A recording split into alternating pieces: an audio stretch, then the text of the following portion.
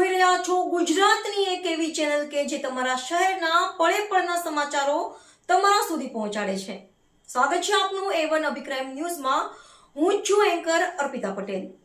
રાજકોટ જિલ્લાના ઉપલેટા ખાતે સંયુક્ત કિસાન મોરચા દ્વારા જેલ ભરો આંદોલન।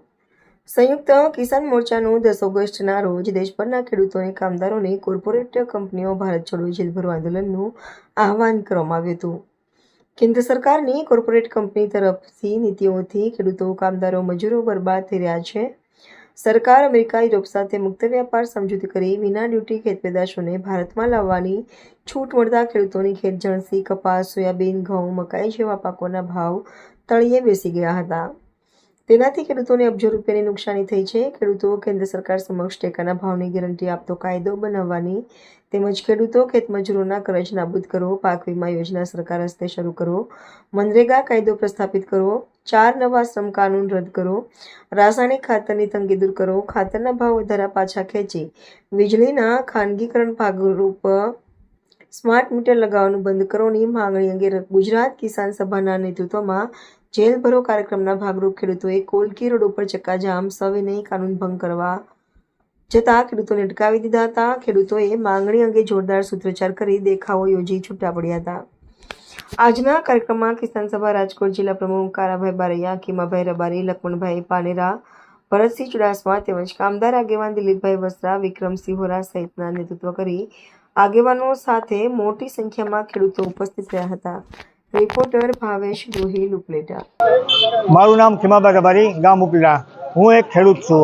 આજ રોજ સંયુક્ત કિસાન મોરચાના નેજા હેઠળ ઉપલેટા તાલુકાની અંદર જે 10 ઓગસ્ટના રોજ જેલ ભરો આંદોલન કાર્યક્રમ રાખેલો છે, એના ભાગરૂપે કે આજે જદુ તો કાંઈ બોલો નથી થતું, પરંતુ જે ખેડૂતો અત્યારે ગળે આવી ગયા છે આ સરકારની નીતિઓથી। કારણ કે સરકારે જે નીતિઓ ઘડી છે એનાથી જે ખેડૂતોને જે જર્સીનો ભાવ મળવા જોઈએ એ પૂરતા મળતા નથી। જે જર્સીની નિકાસ કરવી હોય એ નિકાસ થતી નથી, આયાત કરે છે। એના હિસાબે જે આયાત કરે તો ખેડૂતોનો માલ સસ્તા ભાવે વેચાય છે। કારણ કે યાર્ડની અંદર જે કપાસનો ભાવ 2000 હતો એને બદલે અત્યારે 1200માં વેચાય છે। મગફળી છે એનો ભાવ 3000 રૂપિયા હોય ને 2000માં વેચાય છે। આના હિસાબે આ સરકારની નીતિના હિસાબે ખેડૂતો અત્યારે પાયમાલ થઈ ગયા છે અને તે દેવાના ડુંગર નીચે દબાઈ ગયેલા છે। તો ખેડૂતોની બીજી પણ માંગણી છે કે ખેડૂતોના જે દેવા છે એ સંપૂર્ણપણે માફ કરવામાં આવે। બીજા નંબરમાં જે નીતિઓ છે એને બદલવામાં આવે। આજે જે ખેડૂતો અત્યારે અતિવૃષ્ટિનો ભોગ બનેલા આવતા વર્ષે હતા એને બદલે અત્યારે જે દુષ્કાળની સ્થિતિ છે તો આગતરું આયોજન કરે।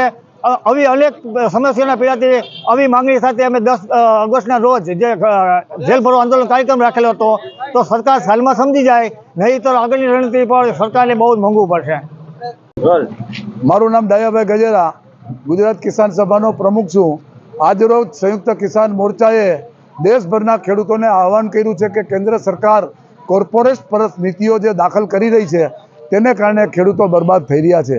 કારણ કે વિદેશથી કપાસ આવે, સોયાબીન આવે, ઘઉં આવે, એ અમેરિકા દેશમાંથી આવે અને એને એક પણ ટેક્સની ડ્યુટી ના લાગે, તેને કારણે ખેડૂતોને ખેત પેદાશના ભાવ મળ્યા નહીં। સોયાબીન 700-800માં વેચાણું, કપાસ 1200 રૂપિયા 1300 રૂપિયામાં વેચાણો, ઘઉં 400ની અંદર વેચાણા। આજે ક્યાં ભાવ છે? તો સરકારની આ નીતિઓને કારણે ખેડૂતો કેવડી મોટી ખોટ કરી રહ્યા છે।